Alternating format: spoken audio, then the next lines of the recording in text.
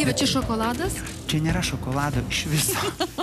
Čia yra desertai, žaliavalgiški. Kokia neteisybė. Rūta, sušiai. Taip, sušiai yra žaliavalgiški sušiai. Tai čia nėra ryžių, čia nėra nieko termiškai apdorota, čia yra viskas visiškai padaryta iš daržovių ir riešutų. Lygiai taip pat. O čia yra pagrindė irgi riešutai, datulės ir gali būti anakardžiai, gali būti migdolai ir taip toliau. Jūs man, Pauliau, pasakykit, aišku, jūs virtuvėje tai nestovit, bet jūsų žmona taip gamindama, tai nuo ryto iki vakaro. Žinot, pagaminti šitos patiekalus užtrunka beveik tiek pat, kiek pagaminti tradicinius patiekalus. Tiesiog reikia truputėlį daugiau fantazijos. Mes čia turim 2 lietuviškas knygas žaliavalgiškų receptų. Tai galbūt truputėlį pasiskaityti ir aš tiesiog siūlau žmonėm paįvairinti stalą. Beje, duonelės yra nekeptos, tai yra džiovintos duonos, kurių pagrindinis ingredientas yra malti linų sėmenys. Bet jūs žinote, kad medikai žaliavalgystę iš esmės kritikuoja. Ką jūs argumentą, kad jūs negaunate būtinų medžiagų, kurios dėja yra tik gyvulinės kilmės maisto produktuose? Iš tiesų, baltymą žmogus įsisavina pagrindę iš, mano manymu, iš augalinės kilmės produktų. O, sakykime, kalcis, ar ne visi sako, iš kur kalcis? Taip. O kalcis yra iš augalų. O geležis? O geležis yra įvairiausiose daržovėse, yra salotose ir taip toliau.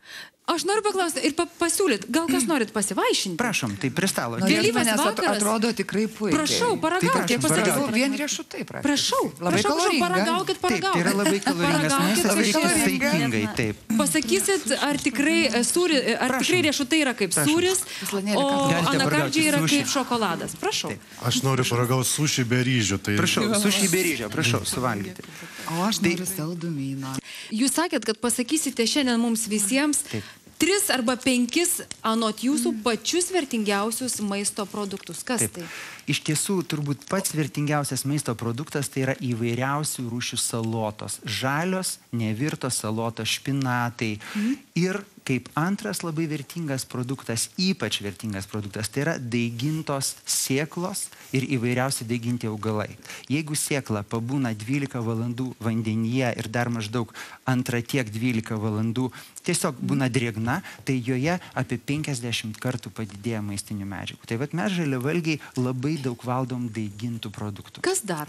Dar nors viena. Ar tiesa, kad rauginti kopūstai yra taip pat stebuklas pasirodo? Tarp kitko, šitas sūris yra fermentuotas. Tarkim, jeigu mes sudaiginam saulėgrąžas, tada jas sumalam ir tada pasidaro tokia košelė. Jeigu mes ją palaikom maždaug 24 valandas, jinai pradeda fermentuotis arba liaudiškai tariant rūgti. Tai visi rauginti produktai, rauginti kopūstai turi labai daug gerųjų bakterijų. Fermentacijos metu dalinai produktai pradeda virškintis. Tai reiškia, kada mes valgom raugintą kopūstą, mums nereikia tiek daug energijos jį suvirškinti, negu kad mes valgome žalią kopūstą. Ir jis turi žymiai daugiau medžiagų dėl to, kad prasidėjęs fermentacijos procesas. Ir obuoliai, jūs sakėte, taip pat yra stebuklas. Lietuviški obuoliai iš kaimo yra stebuklingas dalykas. Ir angliškas toks posakis one apple a day makes doctor away. Angliškai. Tai reiškia, tai yra obuolys. Jeigu suvalgysi obuolį per dieną, nebereikės gydytojo, kitaip tariant. Taip, tai čia yra visuotiniai pripažįstas, tai yra be galo naudingas produktas ir obuolys ilgai išlaiko maistinės medžiagas, jį laikant net iki pat pavasario. Teisingai, Rusy laikant, tai yra mūsų senoliai labai gerai žinojo. Inga, skanu? Neprastai. Neprastai. O ką pati suvalgiai? Neturiu supratimo visiškai jokio. Žinau, kad buvo semenų liktai. Taip. Jaučiu kramtymą. Jeigu, pavyzdžiui... Jūs valgėte čia, Inga, taip? Taip, tą tokį dailų piragėliuką. Ale šokoladą. Šiaip, pavyzdžiui, žaliavalgiška duonelė džiovinta yra pagrindas sėmenys. Tai čia yra gal apie 40%. Norit pargauti duonelę žaliavalgiškos? Prašau. Rusanai, o jūs suvalgėt ką? Sušį be ryžių? Ar skanu?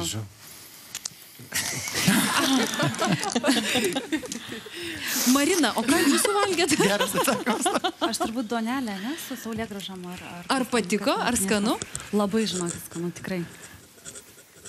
Lisandra, patiko, ką valgiai? Valgiau sušį. Ir? Net nurijimo jausmas visai kitoks yra. Tai skanu ar taip neskanu? Žinokit, skanu. Patikėjau, kad yra skanu. Skanu. Mes kaip tik, mūsų studija yra dietologija, ar ne? Labas vakaras. Jūs man pasakykit, ką dietologai kalba apie žaliavalgystę? Na, aš pati esu nei už, nei prieš žaliavalgystę. Jeigu žmogus gerai jaučiasi valgydamas žalią maistą, tai prašau, tegu jisai valgo. Bet pats mitybos mokslas vis tik tai sako, kad visas nepakeičiamasias amino rūgštis žmogus gali gauti vis tik tai iš gyvulinės kilmės baltymų. Tai čia yra bėda, jūs norit pasakyti. Negau žmogus tam tikrų medžiagų, tiesa? Taip. O iš augalinės kilmės baltymų gali pasisavinti tik apie 60%. Ir kuo tai gresia? Tai gresia baltymų trūkumo. Baltymai, kaip žinome, pas mus yra pagrindinė statybinė organizmo medžiaga. Edita, ateikit pas mus, dabar kaip tik pamatysite tuos 7 stebuklingus pratimus ir riebalų deginimo pratimus, kuriuos atliekant jau po savaitės mes galėsime džiaugtis gražesnė figūra. Prašau. Po mėnesio. Ar po savaitės? Po mėnesio. Na gerai, po mėnesio tai po mėnesio. Na, pirmas pratimas tai būtų labai paprastas. Tiesiog tai yra kvėpavimo pratimas, kuris stiprina mūsų pilvuko raumenis ir leidžia mums lieknėti, sumažindamas truputėlį skrandžio apimtį. Nes labai svarbu, kad žmogus lieknėja, kad jo skrandis pamažu trauktųsi ir jo poreikis maistui taptų mažesnis. Parodykite. Tai va, tiesiog tas pratimas būtų tokiais etapais. Pirma yra iškvėpimas. Po to įkvėpiame daug oro į pilvą. Ir po to iškvėpiam labai daug oro iš pilvo, iš pūsto ir sukeliam viską diafragmą. Tiesiog.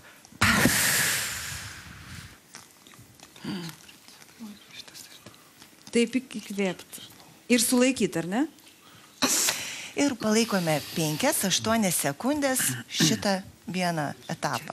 Tai yra vienas pratimėlis. Antras pratimėlis. Antras pratimas būtų, tai va šitą reikėtų pakartoti kokius 5-7 kartus, kiekvieną dieną, kaip pirmą pratimą. Antras pratimas galėtų būti toksai, apjungiantis visus kūno raumenis, aš čia pasinaudosiu jūsų grindimis, labai svarbu įtempti visą kūną, labai svarbu išlaikyti tiesę nugarą, labai svarbu įtraukti pilvuką ir patogiai atremtis ant alkūnio. Kiek reikia išlaikyti kūną? Kiek laiko? Pradžiai, kiek išlaikysit, tiek išlaikysit. Trečias pratimas. Trečias pratimas pilvo presui. Tai irgi labai svarbu, kad formuotų mūsų pilvuką.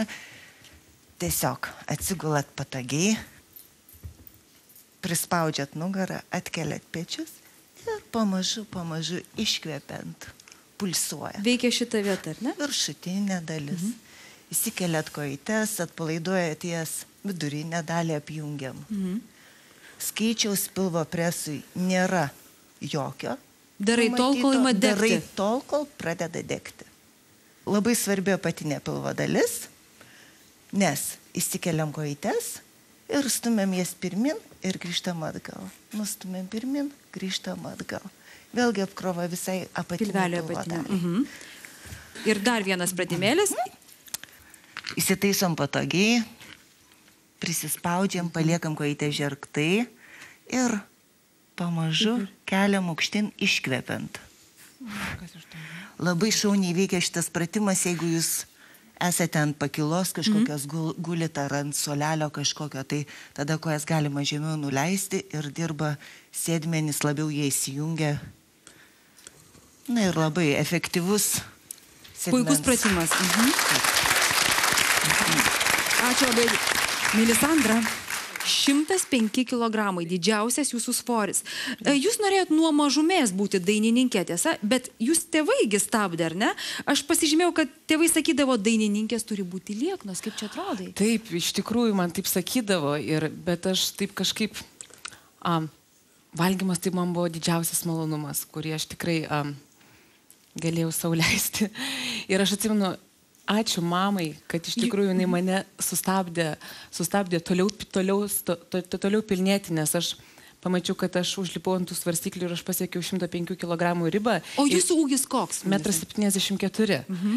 Ir atsimenu, buvo 10:30 vakaro ir grįždama mama iš darbo, jinai pamatė virtuvę, kad aš kepu riebaluose skrudintas bulves, ta prasme, tai 10:30 vakaro ir kaip taip mano vaikas dar valgys tas bulves, Bet pastambės.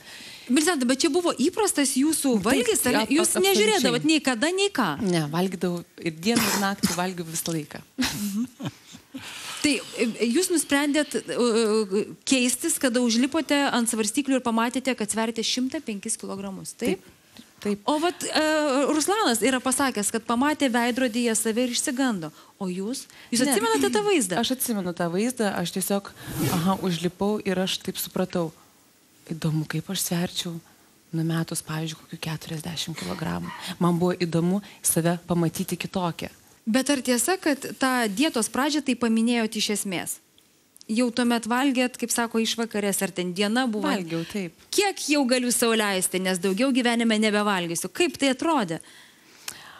Oi, žinokit, atsimenu tą paskutinį savo vakarą valgymo, galvoju, leisiu savo kiek noriu ir ko noriu.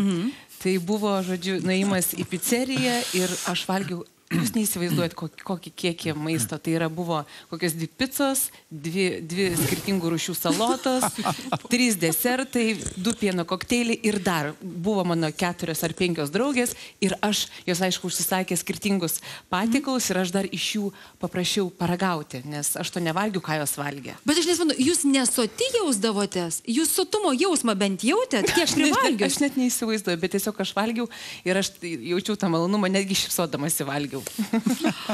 Bet galbūt jūs kaip moteris savo sąmonėje matydavote tą lieknesnę figūrą, kuri hipnotizuodavo jūs, ką?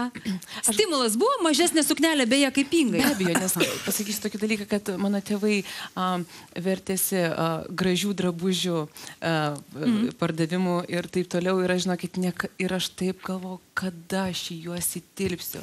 Kada. Kaip matau, kaip mano draugės rengėsi. Nu, aš to negaliu, viskas maskuojantis. Kaip Ruslanas sakė, palapinės iš tikrųjų, taip. Bet, žinokit, kokia aš laiminga jaučiausi. Nu, iš tikrųjų, kad ir stora būdama, kad ir putlutė, pilnutė, lieknutė, aš laiką, žinokit, pozityviai kažkaip ėjau ir einu. Bet, Melisandra, o tiesa, kad, kaip sakoma, yra toks posakis, kad vyrai ne šunys, ant kaulų nepuola. Nu, yra.